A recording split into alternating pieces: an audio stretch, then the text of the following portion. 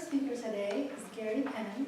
He'll be doing interpretive reading number 4, the play, from 5 to 7 minutes, called Rosencrantz and Guildenstern are Dead. Please welcome GaryPenn.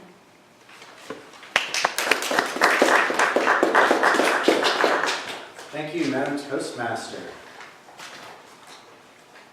The play Rosencrantz and Guildenstern are Dead was written by Tom Stopper, and it is a wonderfully inventive tale of Hamlet told by two of the most minor characters in the play. And when I say minor, really minor, barely in the play. So Tom was really thinking outside the box when he wrote the play.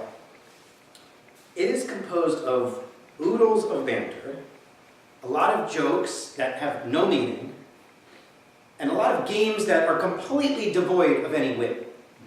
In other words, it's relatively humorous and it's relatively dry humor, which I think is fantastic, and I hope you enjoy it. The scene that I'm going to be presenting is a scene in which Rosencrantz and Guildenstern are waiting. I can tell you that they spend most of the play, the entire play, waiting. They're waiting for Hamlet's party, which is Ophelia, Claudius, etc. All of the main characters. And they wait, and they wait, and they wait, and they pass the time talking to each other.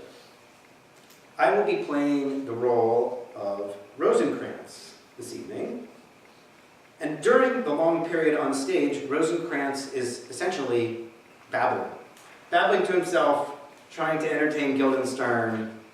They're coming off of a game in which they literally flip a coin and get the same result every time, except Guildenstern is actually cheating the entire time, and Rosencrantz is really kind of too dumb to figure it out. And so I hope you enjoy the scene. Without further ado, this excerpt from Rosencrantz and Guildenstern are Dead by Tom Stopper. It's the normal thing, really. I mean, it could go on forever. Well, not forever, I suppose. I mean, do you ever think of yourself as being actually dead? Lying in a box with a lid on it? No, nor do I really. I mean, it's silly to be depressed by it. But one thinks of it as being alive in a box, really. One keeps forgetting to take into account the fact that one is dead. Which should make all the difference, shouldn't it? I mean, you'd never know you were in a box, would you? It would be just like being asleep in a box. Not that I would like to sleep in a box, mind you. Not without any air in it anyway, because you'd wake up dead, and for a start, and then where would you be? Apart from inside a box. That's the bit I don't like, frankly. That's why I don't think of it, ever. Because you'd be helpless, wouldn't you? Stuffed in a box like that. You'd be in there forever. Even taking into account the fact that you're dead, it's still not a pleasant thought. Especially if you're dead, really. But ask yourself, if I asked you straight off, would you rather be alive or dead in this box right now? What would you choose? Well, naturally, you'd prefer to be alive. Life in a box is better than no life at all, I expect. You'd have a chance at least. You could lie there thinking, well, any time now, someone is going to come by and let me out. You know. Hey, what's your name? Get out of that box!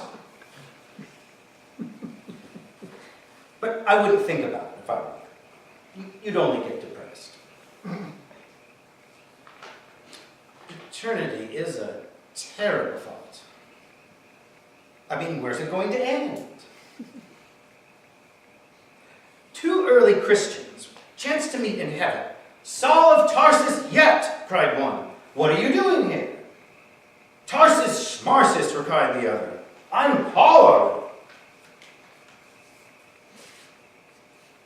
They don't care. count for nothing. We could remain silent till we're green in the face. They wouldn't come. A Christian, a Muslim, and a Jew chanced to meet in a closed carriage.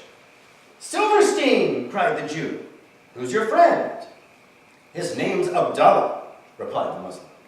"But he's no friend of mine since he became a convert." "All right, we know you're in there. Come out talking." We have no control. None at all. Whatever became of the moment that you first knew about death?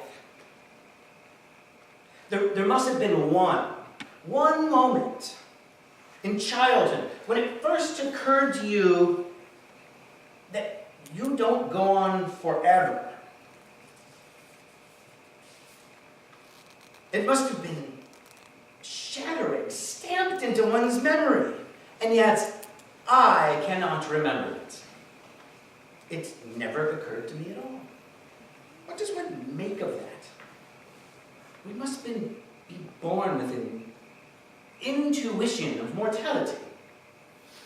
Before we know the words for it, before there are words, out we come bloodied and squalling with the knowledge that for all the compasses in the world, there's only one direction, and time is its measure.